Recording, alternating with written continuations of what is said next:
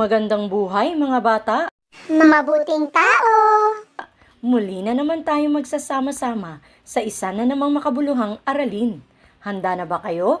Aba, syempre! Kung ganon, panoorin at pakinggan ang nilalaman ng awiting aking inihanda para sa inyo. Narito!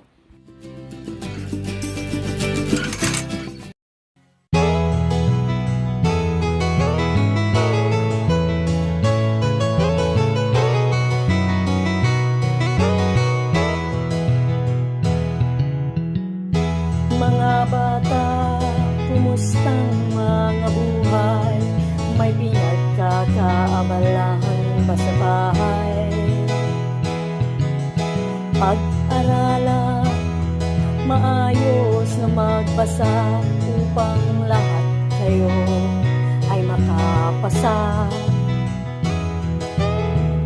Magsanay rin, mabilis magsulat, nang sa pagsasanay, di kayo manglela.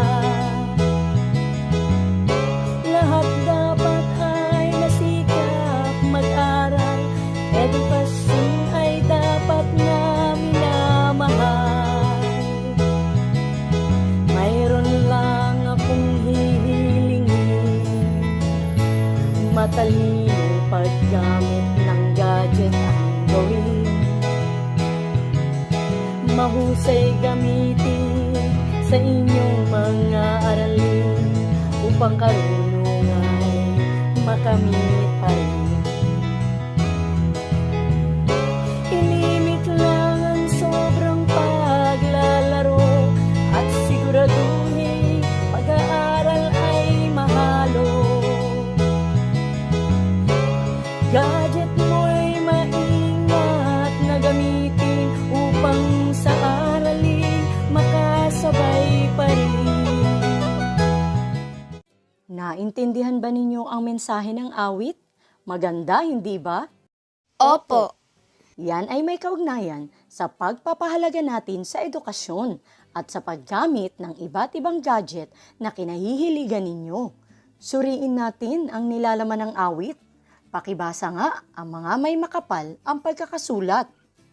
Maayos na magbasa, mabilis magsulat, masikap mag-aral, matalinong paggamit, mahusay gamitin, sobrang paglalaro, maingat na gamitin.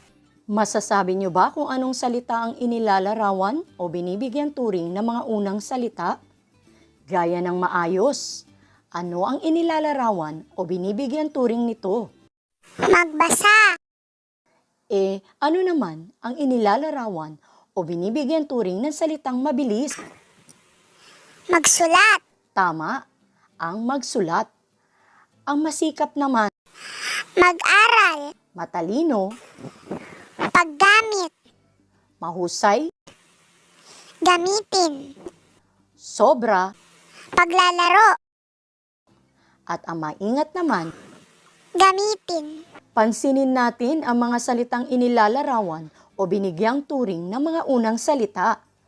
Hindi ba't ang lahat ng yan ay tumutukoy sa kilos o ang tinatawag nating pandiwa?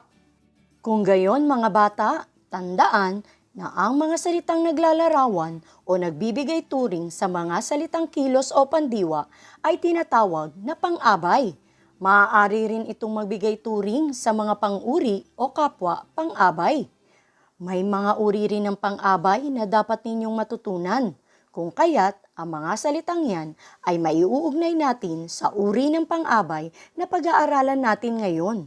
Sa araw na ito ay tututukan muna natin ang isang uri ng pang-abay na nagsasabi o naglalarawan kung paano ginawa ang kilos. Ang tawag dito ay pang-abay na pamaraan. Bakit nga ba tinawag na pang-abay na pamaraan?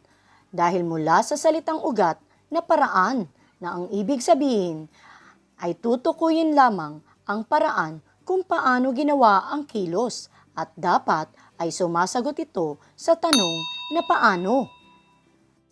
Unahin muli natin ang salitang maayos. Ngayon, gamitin naman natin ang tanong na paano. Hindi ba't kinakailangang sumasagot sa tanong na paano ang isang pang-abay upang matukoy natin na ito ay pang-abay na pamaraan? Paano raw dapat magbasa ang mga mag-aaral na katulad ninyo ayon sa awit? Maayos. Kinakailangang maayos magbasa. E paano naman dapat magsulat? Mabilis. Magaling. Dapat ay mabilis. Paano naman mag-aral ang tulad ninyo? Masikap. Masikap. E paano naman daw ang paggamit ng gadget? Matalino. Matalinong paggamit ng gadget. Paano raw ito gamitin sa mga aralin? Mahusay. Paano naman ang inyong paglalaro? Sobra. Sobrang paglalaro. At ang huli, paano raw ang dapat gawin sa gadget? Maingat na gamitin. Sa makatuwid, ang lahat ng pang-abay na ginamit sa awit ay masasabing pang-abay na pamaraan dahil nagsasabi o naglalarawan ito kung paano ginawa ang kilos. Ito'y sumasagot sa tanong na paano. O siya mga bata, narito na ang inyong pagsasanay. Bilugan ang mga pang-abay na pamaraan sa bawat pangungusap.